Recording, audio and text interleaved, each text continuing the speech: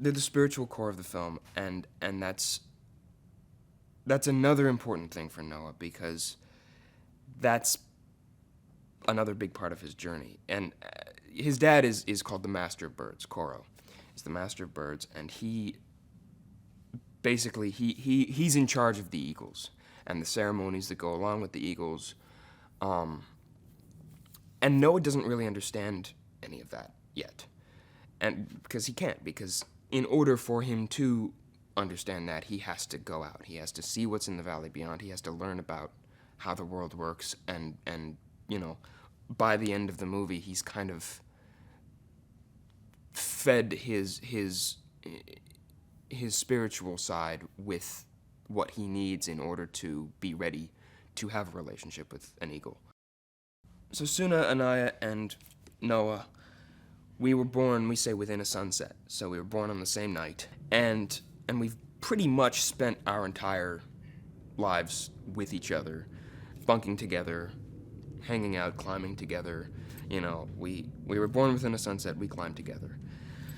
And that was sort of the way in for me with Noah, was these improvisations with Travis and Lydia, who play those characters, where we really found this dynamic that was completely organic, which was the coolest process for finding a character that I've ever been through, because it was just like, you just do it. Like, it was just impulse. And they both of them, we all have very specific traits and like kind of physical bodies that Elaine helped us find. And we kind of have a system going of like who's, you know, who does what and who says what. Yeah, it's my favorite aspect of the film, I think, because, I mean, partly because those two are so much fun to work with, but also because our scenes together are like, that's when Noah's not going through emotional turmoil. Is when he's with his friends.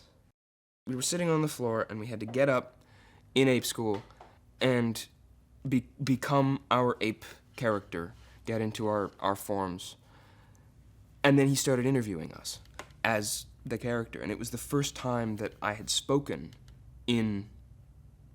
as Noah, and I had no idea what the voice was going to be. It was terrifying, but it was so helpful to, you know, be asked these seemingly kind of innocuous questions and then have an answer that was just there, and I didn't really know how it was there, other than, you know, I'd read the script and I'd done that kind of stuff, but we hadn't really explored anything ever.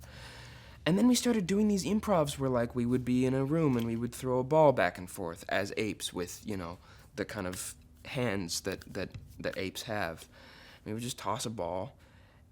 And it began, what I'm describing is the first instance of this, but it started happening almost every day, where we would do an exercise, and that exercise would grow into an improvisation that had no, like, setup. It wasn't like, okay, you are going to do this, and here's the situation, go.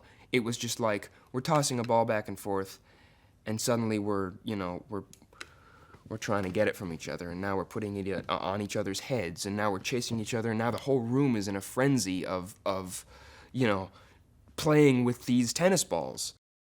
I have a really complicated relationship with her because she's smart, and she's on a mission like I am, and I think she's alone. I think that she's lost everything, and so we kind of bond over this shared aloneness, which then, of course, again, turns out to be a complete lie, but we really, in the middle of the film, we really kind of developed this friendship that is totally unexpected to me, because she's a echo, and echoes suck, which of course is then all shattered because she just lies all the time. But we still have to work together, which is interesting later on in the film, because I can't trust her, but I have to be with her. Part of Ape School was working directly with Andy Serkis, which for me was insane. I think it's the only time I've ever been truly starstruck. I think the first time we met on Zoom, he thought I was a little strange because I just like forgot how to function as a person. But he was so of course he was so brilliantly helpful in helping us, find our characters and helping us tweak our characters and look at how the technology works with what we're doing. And so we had these sessions with him where we would do stuff in volume, where we would look at the avatars on the screen and like tweak things. But beyond that, he was kind of instrumental in us creating this world for ourselves of, where this planet of apes is now. We would have these long discussions with him about our characters and our backstories and who we are and what our society is, and he would ask these questions. And, like, we all, all of us apes kind of looked at each other afterwards being like, wow, no wonder he's who he is, because he's asking things that none of us even thought of.